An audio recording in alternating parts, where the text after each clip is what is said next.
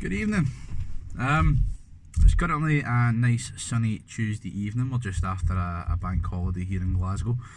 Hope you all had a nice bank holiday weekend.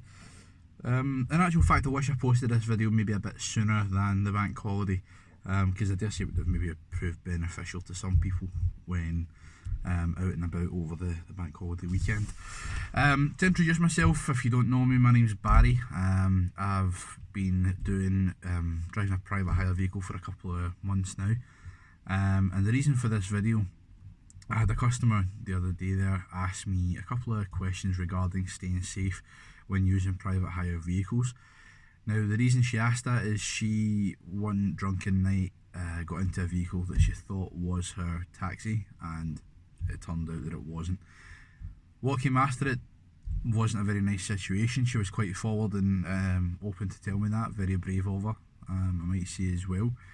The fact that we need to talk about these things is ridiculous, but not even half an hour ago I read a story about how a bogus driver and his friend raped a female up in Fife.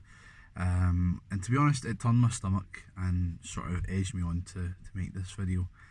So she was asking me sort of, is there the precautionary measures that she should have took. Some of these are common sense, but I get that, when you're out, you've got a drink in you, or you're maybe going somewhere in a hurry, you're not going to think about everything. You just want to get to your bed, or, get to that meeting or wherever. But you know what? It's betraying the public's trust and taxi drivers and stuff like that. So I'm of the opinion that we need to work together and just look after each other. So, couple of bits of advice myself to offer. I'm sure there's maybe more experienced drivers out there who can offer a bit more to the table, but the first thing I would say is always check the registration number. Okay.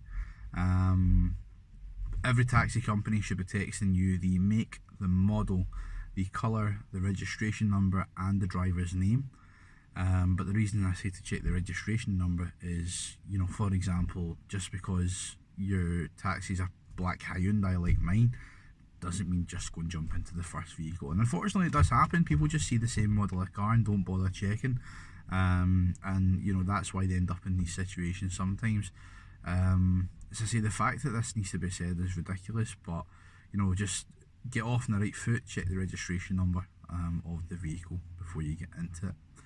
Tip number 2 for me would be to sit behind the driver. The reason I say sit behind the driver, if you're travelling alone, and you're a bit unsure of the situation, it is a lot more difficult for a driver to reach directly behind him or anything like that, as opposed to directly beside him or over to the back seat there. So your safest bet, as I say, is sit behind the driver. Okay. Also gives you the door behind you as a means of escape as well. So yeah, sit behind the driver. I think that's a very good tip there for you. Tip number 3 would be to share your location with friends or family. Now, Facebook and I believe WhatsApp as well, but definitely Facebook at least offers you the possibility to share your location with a family member for a limited period of time, however long you choose. It just gives you a little bit of a precautionary measure. Make sure that someone knows where you are, where you're going, and that you got dropped off home safe. So yeah, share your location using whatever means you can, and just find someone you trust to do that.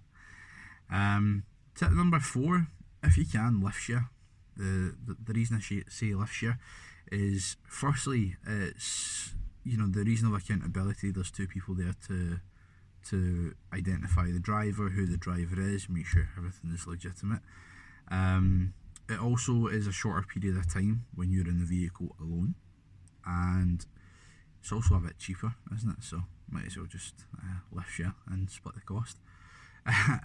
So yeah, if you're going the same direction as someone, try and lift share where you can. Lastly, if you're ever in absolute doubt, or if you feel that you're in immediate danger, call the emergency services. Do not hesitate to do that. We're fortunate enough that we've got a very good emergency services here in the UK, who take these things very seriously. As I see with that news article that I read there, the people got prosecuted, and rightly so. So if you're ever in doubt, call the police. Whatever country you may be in, call your emergency services. They'll look after you and they'll bring you into a place of safety. Okay, couple of small points as well. You know, most drivers will have ID on them. For example, I've got my council badge here, that's, you know, readily on display. Passengers can see it, and any genuine honest driver would have no issues with you asking to see that anyway. Okay, so yeah, I mean, if you're ever in doubt, look at that as well. As I say, it's probably a bit daft of me to be posting this, but you know what, I think it's ridiculous that the precautions that people, particularly women as well, have to take to stay safe on a night out, or you know, going from one place to another. So why don't we just work together, keep that trust there between the passenger and the driver, and make sure that everybody stays safe. So yeah, have a nice night.